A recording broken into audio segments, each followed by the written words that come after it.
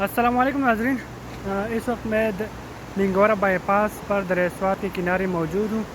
अल्हम्दुलिल्लाह दरिया स्वात के पानी की बहाव में मुसलसल बतदरीज कमी आ रही है। कल तक जो इतलात थी वो 1,83,000 थे और अब चूँकि सिर्फ 83,000 से ज़्यादा तोड़ा जो क्यूसिक का अखराज है वो पानी के बहाव में बतदरीज कमी हो रही है। तो अल्लाह बस खैर करे और जो बारिशों का सिलसिला है वो भी थम गया है।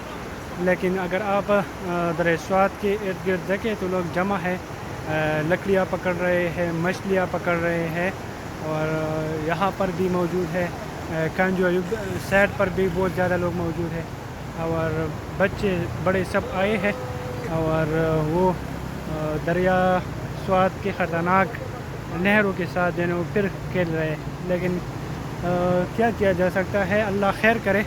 और जितनी भी तबाहियाँ हुई है कल तक जो इतलात थी तकरीबन 15 अफराद लैंड स्लाइडिंग और सैलाबी जद में आ चुके हैं, वो जाँ बाक हो चुके हैं और इसके साथ साथ तकरीबन 130 किलोमीटर से ज़्यादा जो सड़क है वो भी पानी की नज़र हो चुका है और तकरीबन 250-300 के करीब जो है ना मकानात और होटल्स दरिया स्वात में बह चुके हैं और इस तरह राबिता पुलें हैं तकरीबन 20-30 के करीब।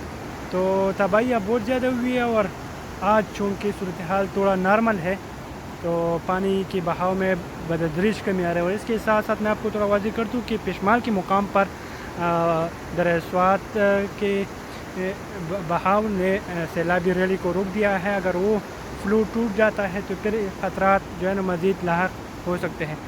बस अल्लाह करे कि बारिशें ना हो और मज़ीद कोई नुकसानात ना हो तो बेहतर है। तो ये सिलसिला है, आपको थोड़ा अपडेट करना था और आप देख सकते हैं कि काफ़ी तादाद में लोग यहाँ पर भी मौजूद हैं।